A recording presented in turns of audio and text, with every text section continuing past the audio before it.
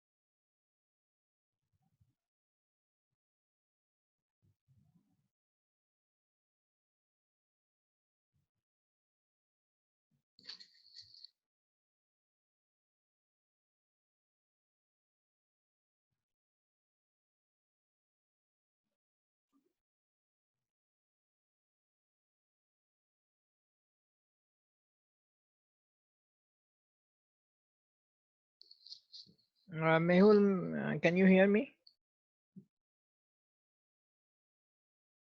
सभी लोग अपना जो है नाम जो है वो कर दें, मैसेज कर दें।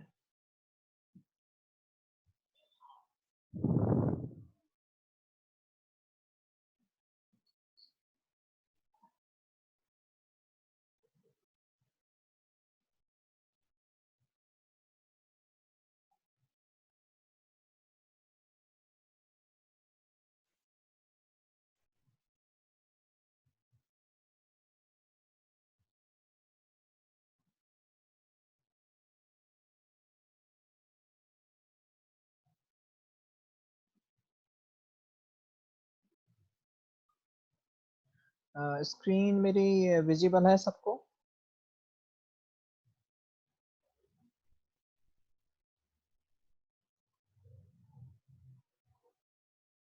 ओके।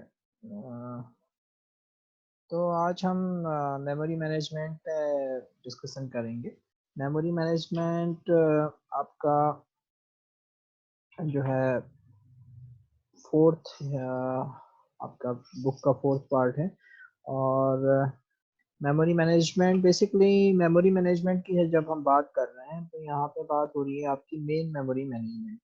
ठीक है, तो मेन मेमोरी मैनेजमेंट बेसिकली ये कि जैसे हमने ऑलरेडी डिस्कस किया हुआ है कि जो मेन मेमोरी होती है आपकी उसको आपका ऑपरेटिंग सिस्टम ही मैनेज करता है, यानी कब कौन सी प्रोसेस को कौन सी जगह पे आपको लोड करना है ये आपका मेन मेमोरी ही बताता है। आपका ऑपरेटिंग सिस्टम ही वो करता है। ठीक है, तो इसमें हम कुछ तो ये काफ़ी इम्पोर्टेंट वो है कि बेसिकली विदाउट मेन मेमोरी में आए कोई भी प्रोसेस एग्जीक्यूट नहीं हो सकती। तो इसको हम डिस्कस करेंगे यहाँ पे। ठीक है, तो इसमें कुछ चीज़ें हम लोग यहाँ पे डिस्कस करेंगे। क्या हुआ?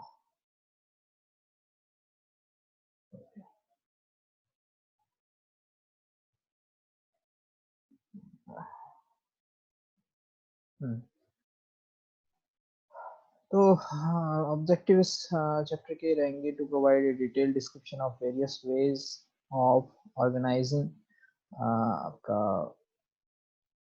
various ways of organizing memory hardware, to discuss various memory management techniques including paging and segmentation, to provide a detailed description of Intel Pentium which supports both pure segmentation and segmentation with paging। तो ये hardware part हम लोग नहीं discuss करेंगे Intel Pentium का, ये as a case study आप लोग खुद वो करेंगे। बाकी हम पेजिंग और सेगमेंटेशन को डिस्कस करेंगे। ओके। तो अभी तक हम लोगों ने मेन मेमोरी का कहाँ पे यूज होता है उसके बारे में हमने जो अभी तक समझा है वो ये हमने समझा है कि कोई भी प्रोग्राम हमें एग्जीक्यूट करना होता है तो उसे सबसे पहले हम मेन मेमोरी में लेके आते हैं, ठीक है। यानी उसका जो कोड सेक्शन कोड होता है वो पूरा लोड होता है, और प्रोसेस को जो मेमोरी एलोकेट होती है उसमें आपका प्रोग्राम का कोड लोड होता है। Main memory and registers are only storage CPU can access directly. तो हमने ये भी डिस्कस किया था, सीपीयू को यदि डायरेक्टली एग्जीक्यूट करना है कोई इंस्ट्रक्शन तो वो केवल दो जगह एक्सेस कर सकता है, या तो रजिस्टर्स पे या मेन मेमोरी। तो मेन मेमोरी में जनरली कैशे को भी हम लोग मेन मेमोरी का ही पार्ट कहते हैं। तो दो पार्ट आ जाते हैं आपके, कैशे मेमोरी और रैम। तो दोनों हम डिस्कस करेंगे यहाँ पे, ठीक है। तो रजिस्टर एक्सेस इन जो है आपका register access in one CPU clock और रेस्ट।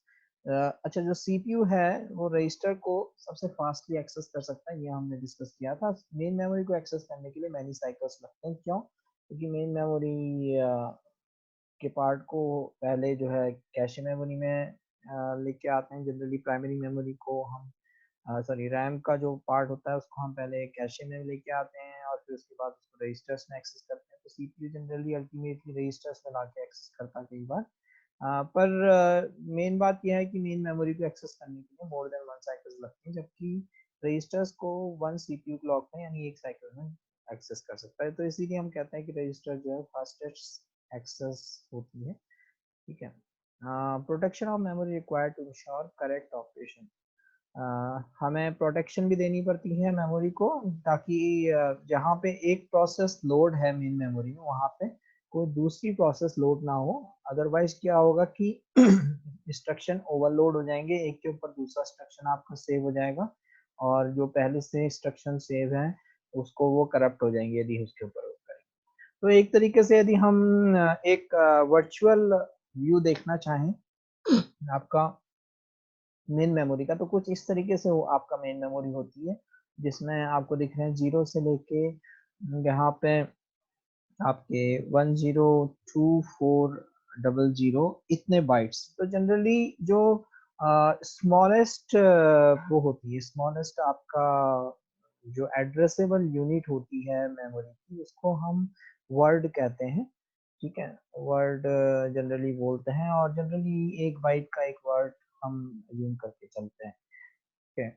तो कोई भी प्रोसेस यदि आपकी लोड होती है मेन मेमोरी में, तो यहाँ पे हम बात करते हैं, यहाँ पे दरअसल जनरली दो तरीके के अभी आ, दो तरीके के एलोकेशन होते हैं। या तो प्रोसेस पूरी की पूरी एक जगह पे स्टोर होती है, या प्रोसेस मल्टीपल जगह पे स्टोर होती है। तो अभी हम एक जगह पे जहाँ पे प्रोसेस को हम ये अज्यूम करके चलते हैं, अभी हम वो वाला पोर्शन समझने की कोशिश करेंगे जहाँ पे प्रोसेस एक ही जगह पे लोड होती है, ठीक है। तो ऑपरेटिंग सिस्टम, क्योंकि ऑपरेटिंग सिस्टम की भी कुछ सेट ऑफ प्रोसेसेस होती हैं, तो ऑपरेटिंग सिस्टम के लिए जनरली जो इसको हम मिनिमम मेमोरी कहते हैं, मिन मेमोरी कहते हैं, और इसको मैक्स मेमोरी कहते हैं। तो स्टार्टिंग के जो एड्रेसेस होते हैं वो ऑपरेटिंग सिस्टम के स्पेशली कर्नल के लिए रिजर्व होते हैं। तो क्योंकि सबसे पहली प्रोसेसेस जो होती हैं ऑपरेटिंग सिस्टम की ही लोड होती हैं, तो ऑपरेटिंग सिस्टम की सारी प्रोसेसेस आपकी लोड हो जाती हैं जब भी आपका सिस्टम बूट होता है। उसके बाद जो भी प्रोसेस को हमें एग्जीक्यूट करनी है वो प्रोसेस लोड होती है। तो प्रोसेस को लोड करने के लिए जब भी हम प्रोसेस को लोड करते हैं, जनरली दो रजिस्टर्स को हमें सेट करना पड़ता है। एक होता है बेस रजिस्टर। बेस रजिस्टर ये बताता है कि कौन से एड्रेस से प्रोसेस सेव होना स्टार्ट हुआ है। जैसे यहाँ पे 300004, तो ये इसका बेस एड्रेस हो गया, यानी इस पर्टिकुलर एड्रेस से प्रोसेस का आपका पहला इंस्ट्रक्शन या पहला वर्ड आपका सेव होना स्टार्ट हुआ। और लिमिट रजिस्टर ये बताता है कि उस एड्रेस के कितने बाद तक या कितने बाइट्स बाद तक वो प्रोसेस है, यानी उस प्रोसेस को हम कितना स्पेस अलोकेट कर रहे हैं। तो ये है आपका 12090, यानी इतने बाइट्स इसकी लिमिट है, यानी यहाँ से इसका ये बेस एड्रेस है और इसकी लिमिट ये है। तो बेस प्लस लिमिट कर देंगे तो हमें ये एड्रेस मिल जाएगा जो आपका लास्ट एड्रेस होगा जनरली। लेकिन यहाँ पे जब भी हम इसको करते हैं, इसको हम बेस और लिमिट रजिस्टर से रिप्लेस करते हैं। तो कोई भी प्रोसेस आपकी लोड होगी तो उसके ये दो चीजें आपकी होनी जरूरी है, ठीक है। तो ओके। अच्छा, इसी पे इन बेस और लिमिट रजिस्टर को किस तरीके से हम यूज करते हैं, तो कुछ इस तरीके से आपका यूज होता है। सीपीयू कोई भी एड्रेस जनरेट करता है, सीपीयू एड्रेस जनरेट करता है तो वो चेक किया जाता है कि वो ग्रेटर देन और इक्वल टू कहीं बेस से ग्रेटर देन इक्वल टू नहीं तो है कि नहीं है, यानी बेस के बाद का ही है, जिस प्रोसेस पे अभी जो प्रोसेस अभी रन हो रही है उसके बेस के बाद का ही एड्रेस है। यदि उसके बेस के बाद का एड्रेस नहीं है या उसके वो नहीं है, तो इसका मतलब कि आपका जो वो है, जो इंस्ट्रक्शन आपने एग्जीक्यूट किया है वो बेस से पहले, यानी आपका जो उसकी लिमिट आपने दी हुई थी प्रोसेस की, उसके पहले के इंस्ट्रक्शन को एग्जीक्यूट करने की कोशिश कर रहा है। तो पर्टिकुलरली जब भी सीपीयू एग्जीक्यूट कर रहा था कोई प्रोसेस का, तो उसका बेस रजिस्टर की वैल्यू और लिमिट रजिस्टर की वैल्यू लोड हो जाती है सीपीयू पे। ठीक है, तो जो भी प्रोसेस एग्जीक्यूट हो रही है उस प्रोसेस को एग्जीक्यूट करते समय जनरली सीपीयू एड्रेस जनरेट करता है, क्योंकि कोई भी इंस्ट्रक्शन उसे एग्जीक्यूट करना है तो उस इंस्ट्रक्शन को वो उसके एड्रेस से ही फैच करता है। तो जो भी एड्रेस फैच करेगा उसको हमें ये इंश्योर करना पड़ेगा बेस और लिमिट रजिस्टर के बीच में। तो इसको हम कहते हैं hardware address protection with base and limit register. तो ये कई बार पूछा जाता है कि हाय किस तरीके से हम हार्डवेयर से प्रोटेक्शन प्रोवाइड करते हैं आपकी मेमोरी एक्सेस के लिए। तो ये डायग्राम वो बताता है कि एड्रेस पहले जनरेट होगा, वो चेक होगा कि बेस के बाद का एड्रेस है कि नहीं है, फिर वो चेक होगा कि बेस प्लस लिमिट के नीचे का एड्रेस होना चाहिए। तो बेस और बेस प्लस लिमिट के इनके बीच का जब तक एड्रेस होगा तभी हम उसको आगे जाने देंगे, अदरवाइज हम कहेंगे कि ये जो एड्रेस सीपीयू ने जनरेट किया है ये गलत है। इस जो प्रोसेस सीपीयू एग्जीक्यूट कर रहा है उस प्रोसेस को ये अलाउ नहीं है इस एड्रेस को एक्सेस करने की। तो आपने कई बार देखा होगा एक एरर आती है, मेमोरी प्रोटेक्शन एरर, या फिर आपको कहता है इलीगल इंस्ट्रक्शन परफॉर्म, कुछ इस तरीके की। तो वो कुछ इसी के कारण आपका होता है। ठीक है, तो अब वापस हम वहीं पे जाते हैं जहाँ पे हम लोगों से स्टार्ट किया था। तो यहाँ से बेस और लिमिट रजिस्टर का ये होता है। तो कई बार पूछ जाता है what are base and limit, what are the uses of base and limit register, तो आप लोगों को पता होना चाहिए। ओके, अब binding of instructions and data to memory. तो अच्छा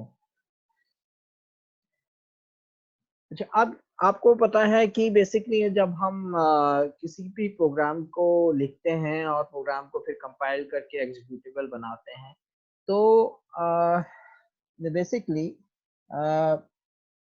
वो प्रोग्राम जब आपका मेन मेमोरी में जाएगा तो कौन सी जगह पे जाएगा, ये या कौन सी उसकी एड्रेसेस होंगे, वो उसको हम कहते हैं बाइंडिंग। ठीक है, binding of instruction and data to memory. तो बेसिकली ये जो आपकी एड्रेस बाइंडिंग होती है, यानी जो भी प्रोग्राम है वो वैसे हमारा सेकेंडरी स्टोरेज में रहता है, और जब हम उसको एग्जीक्यूट करने की कोशिश करते हैं प्राइमरी मेमोरी में लेके आते हैं। तो प्राइमरी मेमोरी में रैम में वो कौन सी जगह पे आएगा, ये आ, हम 3 टाइम पे डिसाइड कर सकते हैं। ठीक है, यानी एड्रेस बाइंडिंग जो है वो हम डिसाइड कर सकते हैं कि कहाँ पे आएगा, इससे एड्रेस बाइंडिंग से हम डिसाइड कर सकते हैं। अच्छा, जब हम एक होता है कंपाइल टाइम बाइंडिंग, यानी कंपाइल जब हम कर रहे हैं तभी हम चेक कर लें, तभी हम डिस्कस कर लें, यानी कंपाइलेशन जब हम कर रहे हैं तभी हम सिलेक्ट कर लें कि पर्टिकुलर जो आपकी प्रोसेस है उसकी हम एक एब्सोल्यूट कोड जनरेट कर दें, यानी हमने पहले ही डिसाइड कर दिया कि वो कौन कौन से एड्रेसेस पे उसकी मैपिंग होगी। यदि हमने कंपाइल टाइम पे बाइंडिंग कर रखी है तो वो प्रोग्राम की एक एग्जैक्ट जगह पे मैपिंग हो जाएगी आपकी मेन मेमोरी में, यानी वो जब भी लोड होगा वो एग्जैक्ट सेम एड्रेस आपका लेगा। तो ये हम कंपाइल टाइम पे ही डिसाइड कर लेते हैं कि आपका जो प्रोग्राम जब प्रोसेस में कन्वर्ट होगा वो कौन सी जगह पे सेव होगा। ठीक है, तो ये कंपाइल टाइम बाइंडिंग है। तो यहाँ पे हम ये देख रहे हैं कि जो भी आपका प्रोग्राम आपका सेकेंडरी स्टोरेज में जब वो प्रोसेस बनता है मेन मेमोरी में जाता है तो कौन सी जगह पे जाएगा। ठीक है, तो अब इसके बाद जो है आपका दूसरा होता है लोड टाइम बाइंडिंग। ठीक है, एक तो कंपाइल टाइम, यानी जब आपने कंपाइल किया तो कंपाइलेशन क्या होता है, आपका जो भी बेसिकली आपका जो आपका सोर्स कोड होता है, जैसे हमने सी में लिखा है या सी प्लस प्लस में लिखा है या आपका जावा में लिखा है, तो वो सोर्स कोड को जब हम आपका बेसिकली एब्सोल्यूट कोड में कन्वर्ट करते हैं या फिर आपका एग्जीक्यूटेबल कोड में कन्वर्ट करते हैं, वो कंपाइल टाइम होता है। अब लोड टाइम क्या होता है? जब हम किसी पर्टिकुलर उसको ओके, जब हम किसी प्रोग्राम को प्रोसेस में कन्वर्ट करने से पहले या एग्जीक्यूट करने से पहले जब मेन मेमोरी में लेके आते हैं, तो उसको हम कहते हैं लोड टाइम। ठीक है, लोड टाइम यानी जब पहली बार प्रोग्राम प्रोसेस में कन्वर्ट हो रहा है और पहली बार लोड हो रहा है, उसको हम कहते हैं लोड टाइम। तो हम कई बार आपकी जो ये बाइंडिंग है, एड्रेस बाइंडिंग, ये लोड टाइम के लिए पोस्टपोन कर देते हैं। यानी जब भी आपका यानी हम जब कंपाइल करेंगे उस समय हम जो कोड जनरेट करेंगे वो रिलोकेटेबल कोड होगा, पर ये जो कोड की लोकेशन है ये आपका कंपाइल टाइम में तो नहीं आपका वो होगा, कंपाइल टाइम में तो आपकी नहीं डिसाइड होगी, पर कहाँ पे डिसाइड होगी आपकी? बेसिकली ये आपकी डिसाइड होगी आपकी एग्जीक्यूशन टाइम पे। ठीक है, तो सॉरी, लोड टाइम पे, यानी लोड करते समय उस समय जो है आपका डिसाइड होगा कि प्रोग्राम कहाँ पे लोड हो रहा है। पर एक बार यदि वो लोड हो गया तो उस प्रोसेस को अब हम ड्यूरिंग द एग्जीक्यूशन मूव नहीं कर सकते। ठीक है, ड्यूरिंग द एग्जीक्यूशन। अब तीसरा होता है, तीसरी एड्रेस बाइंडिंग है एग्जीक्यूशन टाइम बाइंडिंग। तो बेसिकली यहाँ पे हम बात ये कर रहे हैं कि यहाँ पे जब हम बात कर रहे हैं, एक तो हमारी कंपाइल टाइम बाइंडिंग है। यदि हमने कंपाइल, सपोज ये प्रोसेस P1 है, यहाँ पे प्रोसेस P1 है और हमने कंपाइल टाइम बाइंडिंग कर दी, और कंपाइल टाइम बाइंडिंग पे ही हमने बता दिया कि इसका बेस की लिमिट ये रहेगी, लिमिट की वैल्यू ये रहेगी। तो हर बार जब भी ये प्रोसेस P1 यहाँ पे लोड होगी, हमेशा इसी एड्रेस के बीच लोड होगी। ठीक है, दूसरा, हमारा मान लो एक कोई दूसरी प्रोसेस है P2, और P2 प्रोसेस को हमने लोड टाइम बाइंडिंग की हुई है, यानी आपका जब लोडिंग हो रही है प्रोसेस की, उस समय की बाइंडिंग हमने उस पर डिसाइड की हुई है, तो उसकी कंपाइल टाइम बाइंडिंग नहीं होगी। वो जब भी लोड होगा, इट माइट बी पॉसिबल, या तो यहाँ इस एड्रेस पे लोड हो सकता है, इस एड्रेस पे भी लोड हो सकता है, इस एड्रेस पे भी लोड हो सकता है, पर एक बार वो लोड हो गया तो फिर वो इस जगह को छोड़ के दूसरी जगह पे हम उसको मूव नहीं कर सकते। इसको हम लोड टाइम बाइंडिंग कहेंगे। और तीसरी बाइंडिंग है हमारी आपकी एग्जीक्यूशन टाइम बाइंडिंग, यानी एक बार हमने लोड कर दिया, उसके बाद ड्यूरिंग द एग्जीक्यूशन भी हम उस प्रोसेस को दूसरी लोकेशन पे मूव कर सकते हैं। तो ये तीन टाइप की बाइंडिंग होती है जिसको हम आपका करते हैं, एड्रेस बाइंडिंग होती है। ये सारी जो एड्रेस बाइंडिंग होती है जब हम कोडिंग कर रहे होते हैं या फिर जब कंपाइलेशन कर रहे होते हैं, उसी टाइम पे हमें वो करना पड़ता है। तो binding delayed until run time if process can B if the process can be moved during its execution from one memory segment to another, need hardware support for address maps। ठीक है, तो ये इसके एग्जीक्यूशन टाइम। तो ये address binding क्या होती है और कंपाइल टाइम बाइंडिंग क्या होती है, लोड टाइम बाइंडिंग क्या होती है, एग्जीक्यूशन टाइम बाइंडिंग क्या होती है, कई बार इस पर शॉर्ट नोट्स आपसे पूछे जा सकते हैं।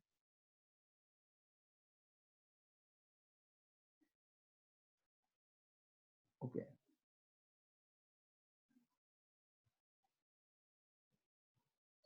ठीक है, तो ये इस तरीके से जब हम कंपाइलेशन करते हैं, ये आगे चल के आप कंपाइलर पढ़ेंगे तो उसमें ये वो होगा कि हम सोर्स प्रोग्राम को बेसिकली कंपाइलर या असेंबलर, आपका असेंबली लेवल में भी कोड हो सकता है या फिर आपका नॉर्मल आपका हाई लेवल लैंग्वेज में भी कोड हो सकता है। तो उस कोड को बेसिकली हम क्या करते हैं, उस कोड को हम या यदि वो हाई लेवल लैंग्वेज में कोड है तो उसको कंपाइलर के थ्रू हम ऑब्जेक्ट कोड में कन्वर्ट करते हैं, और फिर उसके बाद या फिर असेंबली लैंग्वेज में यदि कोड है तो उसको हम असेंबलर के थ्रू ऑब्जेक्ट मॉड्यूल में कन्वर्ट करते हैं। फिर इट माइट बी पॉसिबल कि जो आपने ऑब्जेक्ट मॉड्यूल आपका वो हुआ वो अदर ऑब्जेक्ट मॉड्यूल से लिंक होगा। जैसे आप कभी भी कई बार आप प्रोग्राम लिखते हो तो उसमें कई सारे फंक्शंस यूज करते हो, जैसे प्रिंटर, स्कैनर वगैरह, तो वो जो है वो किसी दूसरे मॉड्यूल्स में आपके ऑलरेडी कंपाइल होते हैं। फिर ये दोनों मॉड्यूल जो हैं, इन दोनों मॉड्यूल को लिंकिंग होती है इनकी। ठीक है, तो आप कई बार यदि गौर देखेंगे तो जब हम कंपाइल कर रहे होते हैं तो वो पहले कंपाइलिंग करता है, फिर उसके बाद आपका लिंकिंग कहता है, और जब लिंक हो जाता है तो लिंक के बाद वो पूरा श्योर कर देता है कि हाँ आपने जो जो फंक्शन यूज किए हैं वो ठीक है, सारे लिंक हो गए। फिर उन मॉड्यूल को वो सिस्टम लाइब्रेरी के साथ होकर के आपका लोडर में डालता है, और लोडर फिर फाइनली आपका लोडर जो होता है, लोडर आपका आपका फाइनली बाइनरी इमेज में कन्वर्ट करता है। ठीक है, तो ये आपका एक एग्जीक्यूशन का वो है कि किस तरीके से हम प्रोग्राम को आपका एग्जीक्यूशन तक पहुंचाते हैं, यानी सोर्स कोड से आपका एग्जीक्यूशन तक कैसे पहुंचता है वो हम इस इस प्रोसेस से देख सकते हैं। ठीक है, ये हमारी प्रोसेस है उसकी, आपकी डायनेमिक उसकी। ओके, अच्छा अब यहाँ पे बात आती है आपकी जब भी हम कंपाइलेशन करेंगे multi step process of, okay, जब भी हम प्रोसेस को, जब भी हम प्रोसेस एग्जीक्यूशन की बात करेंगे तो दो एड्रेसेस की बात आएगी, एक आएगा आपका लॉजिकल एड्रेस और दूसरा physical address. Logical address basically जो सीपीयू जो एड्रेस जनरेट करता है उसको हम कहते हैं लॉजिकल एड्रेस। ठीक है, और जो एक्चुअल एड्रेस होता है मेमोरी यूनिट का यानी रैम का कह सकते हैं हम, उसको हम कहते हैं फिजिकल एड्रेस। अच्छा, जितने possible set of physical addresses हो सकते हैं, सपोज हमारी 2 GB की रैम है तो 0 से लेके सपोज 2 GB का जितना भी बाइट्स आएगा आपका, वहां तक का जितने भी एड्रेसेस होंगे उसको हम कहेंगे physical address space. Logical address space एक सीपीयू जितने भी एड्रेसेस जनरेट कर सकता है उन सभी एड्रेसेस के कॉम्बिनेशन को हम कहेंगे लॉजिकल एड्रेस स्पेस। ठीक है, logical and physical addresses are the same in compile time and load time address binding. जब लोड टाइम बाइंडिंग होगी या कंपाइल टाइम बाइंडिंग होगी तो लॉजिकल एड्रेस सेम होगा, जो फिजिकल एड्रेस मतलब जो लॉजिकल एड्रेस जनरेट होगा वो सीधे सीधे मैप हो जाएगा आपका physical address. Execution time binding में लॉजिकल एड्रेस और फिजिकल एड्रेसेस डिफरेंट होते हैं। ओके, अच्छा अब यहाँ पे एक डिवाइस डिस्कस होती है जो है मेमोरी मैनेजमेंट यूनिट। तो ये बेसिकली वो हार्डवेयर है जो मैप करता है वर्चुअल एड्रेस को, लॉजिकल एड्रेस को हम वर्चुअल एड्रेस भी कहते हैं, लॉजिकल एड्रेस को फिजिकल एड्रेस पे जो मैप करता है उस डिवाइस को हम कहते हैं memory management unit. In MMU scheme, the value in the relocation register added to every address generated by user process at the time of send to memory. तो relocation register एक additional होता है, एक additional register होता है CPU में जिसको हम कॉन्फ़िगर कर सकते हैं, और जनरली लॉजिकल एड्रेस से फिजिकल एड्रेस में कन्वर्ट करने के लिए जो भी लॉजिकल एड्रेस जनरेट होता है उसको हम रिलोकेशन एड्रेस रजिस्टर की जो वैल्यू होती है उसको ऐड कर देते हैं तो हमें फिजिकल एड्रेस मिल जाता है। ठीक है, the user program deals with logical addresses, it never sees the real physical addresses। ठीक है, तो जनरली यूजर का प्रोग्राम बेसिकली जो हमारा प्रोग्राम होता है वो लॉजिकल एड्रेसेस से डील कर रहा होता है, हम एब्सोल्यूट एड्रेस कभी भी जनरेट नहीं करते हैं। ठीक है, क्योंकि एब्सोल्यूट एड्रेस से यदि हम डील करेंगे तो थोड़ा कॉम्प्लिकेटेड हमारा प्रोग्राम हो जाएगा और हमें एड्रेसेस का बहुत ज्यादा ध्यान देना पड़ेगा, इसलिए हम हमेशा लॉजिकल एड्रेसेस से डील करते हैं। तो आपने देखा होगा, आप address of integer a define करते हो, फिर एड्रेस ऑफ ए करते हैं, एड्रेस ऑफ बी करते हैं, कहीं पे भी हम कोई 1024 इस तरीके से आपकी एब्सोल्यूट एड्रेसिंग नहीं करते। ठीक है, डायनेमिक रिलोकेशन यूजिंग ए रिलोकेशन रजिस्टर। तो डायनेमिक रिलोकेशन ये आपका एग्जीक्यूशन टाइम बाइंडिंग में होता है जैसा हमने डिस्कस किया था। तो जनरली जब एग्जीक्यूशन टाइम बाइंडिंग होगी तभी आपकी एमएमयू यूज होगी, और एमएमयू में एक आपका रिलोकेशन रजिस्टर होगा। ये जनरली सीपीयू के अंदर ही होती है मेमोरी मैनेजमेंट यूनिट भी, और वहां पे रिलोकेशन रजिस्टर से वैल्यू आती है। तो सीपीयू कोई एड्रेस जनरेट करता है वो रिलोकेशन रजिस्टर में ऐड होता है, फिजिकल एड्रेस जनरेट होता है। देखिए सीपीयू ने जनरेट किया 346, रिलोकेशन रजिस्टर में था 14,000 और 14,346 ये फिजिकल एड्रेस जनरेट हुआ, और हमने मेन मेमोरी को आपका एक्सेस किया इस फिजिकल एड्रेस से। तो इस तरीके से लॉजिकल एड्रेस की मैपिंग होती है आपकी फिजिकल एड्रेस पे। ठीक है, okay, dynamic loading, routine is not loaded until it is called, better memory space utilization, and used routine is never loaded, useful when large amount of code are needed to handle infrequently no specific. Okay, अब यहाँ पे बात आती है आपकी dynamic loading की। ठीक है, तो यहाँ पे डायनेमिक लोडिंग का क्या मतलब होता है? डायनेमिक लोडिंग का कॉन्सेप्ट ये है कि कोई प्रोसेस है आपकी और वो हमारे जो प्रोसेस है उसमें मल्टीपल रूटीन्स हैं। ठीक है, हम मान लो हमारे पास कैलकुलेटर है और उसमें मल्टीपल आपके फंक्शन है, जैसे एडिशन, सब्सट्रैक्शन, मल्टीप्लिकेशन, डिवीजन, इस तरीके से आपके मल्टीपल वो हैं।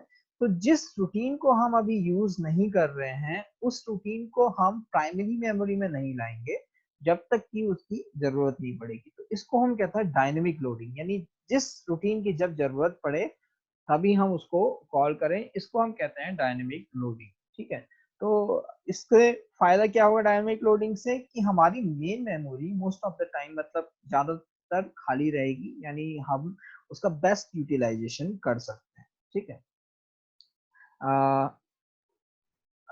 तो कब यूजफुल होती है? जब large amount of code are needed to handle infrequently, जब हमारे पास ऐसा हो कि बहुत बड़ा कोई प्रोग्राम हो और उस पे बड़े बड़े रूटीन्स हों और वो रूटीन बहुत फ्रीक्वेंटली यूज नहीं हो रहे हो, तो तब हम उसको तब हम ये डायनेमिक लोडिंग यूज करते हैं।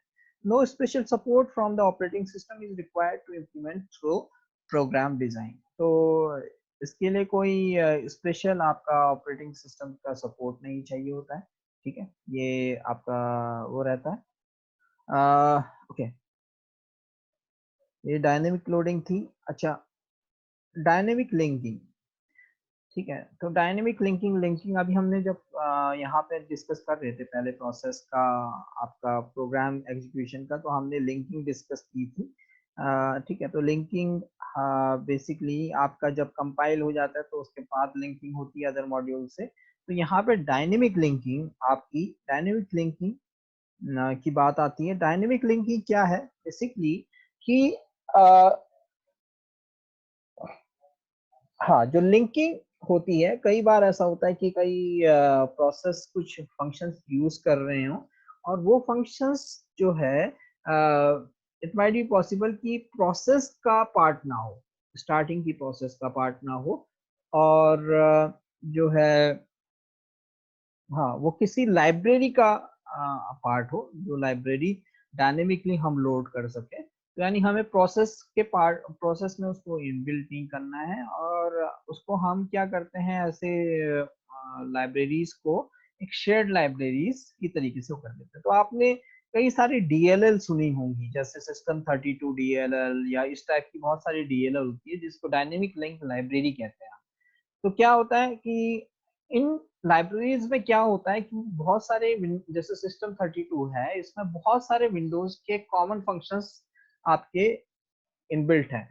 तो कोई भी प्रोसेस जब एग्जीक्यूट हो रही होती है तो उसको इस इन कॉमन फंक्शंस की जनरली जरूरत पड़ती है। तो इन कॉमन फंक्शंस की जब भी जरूरत पड़ती है तो क्या करता है कि जब उसे जरूरत पड़ती है उस टाइम पे वो उस शेयर्ड लाइब्रेरी को लोड करता है आपका सीपीयू, और उसकी डायनेमिक लिंकिंग कर देता है उस प्रोसेस में। यानी जिस प्रोसेस को जब जरूरत पड़ी वो उसी टाइम पे उसकी रिक्वेस्ट करेगा ऑपरेटिंग सिस्टम से। ऑपरेटिंग सिस्टम उस लाइब्रेरी को लोड करेगा यदि वो ऑलरेडी नहीं है मेन मेमोरी में, और फिर लोड करने के बाद उसकी लिंकिंग कर देगा। ठीक है, यहाँ पे एक एग्जांपल दिया हुआ है, linking postpone until execution time small piece of code stub used to locate the appropriate memory. यहाँ memory resident library routine stub replaces itself with the address of the routine and execute the routine. Operating system needed to check okay. तो अभी हमारा हाँ यहाँ पे dynamic linking is particularly useful for libraries.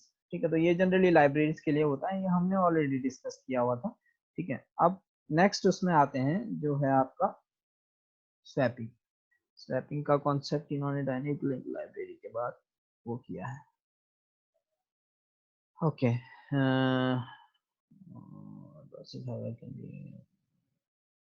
हाँ, यहाँ पे एक कॉन्सेप्ट आता है आपका स्वैपिंग का। अच्छा, स्वैपिंग का कॉन्सेप्ट क्या है कि ठीक है, स्वैपिंग का कॉन्सेप्ट क्या है कि इट माइट बी पॉसिबल कि हमें एक नई प्रोसेस आपकी जो है एग्जीक्यूट करनी है, और हमारे पास जो है हमारे पास ऑलरेडी मेन मेमोरी में आपका स्पेस नहीं है, मेन मेमोरी में आपके पास स्पेस नहीं है, और सारा मेन मेमोरी फुल है। हमें एक नई प्रोसेस को आपका एग्जीक्यूट करना है। तो इसके लिए एक एडिशनल फंक्शनैलिटी ऑपरेटिंग सिस्टम में यानी मेमोरी मैनेजमेंट में अवेलेबल होती है, जिसको हम कहते हैं स्वैपिंग। ठीक है। तो यहाँ पे हम बात करते हैं, तो ये स्वैपिंग में क्या होता है, a process can be swapped temporary out of memory to a backing store and then brought back into memory for continued execution. ठीक है। तो ये क्या होता है कि आपका एक process can be swapped temporary out of memory for a backing store and then brought back into memory for continued execution. तो यहाँ पे क्या होता है कि हम किसी भी प्रोसेस को जो आपकी मेन मेमोरी में है उसको फॉर टेम्परेरी टाइम के लिए हम मेन मेमोरी से आपका सेकेंडरी स्टोरेज में, बैकिंग स्टोरेज जिसको हम कहते हैं, वहां पे डाल देंगे, क्योंकि हमें मेन मेमोरी खाली करनी है। और फिर जो भी हमें दूसरी प्रोसेस लानी है उसको एग्जीक्यूट वगैरह किया, और जब हमारे पास मेन मेमोरी में फिर से स्पेस हो जाएगा तो हमने जो प्रोसेस को बैकिंग स्टोर में डाला था उसको हम वापस ले आएंगे मेन मेमोरी। ठीक है। तो backing store fast is large enough to accommodate copies of, ये यहाँ पे बात हो गई कि बैकिंग स्टोर से क्या मतलब है। इस बेसिकली हमारी सेकेंडरी हार्ड डिस्क जिसपे हम जिसमें इनफ स्पेस होता है कि हम स्वैप आउट कर सकें। ठीक है।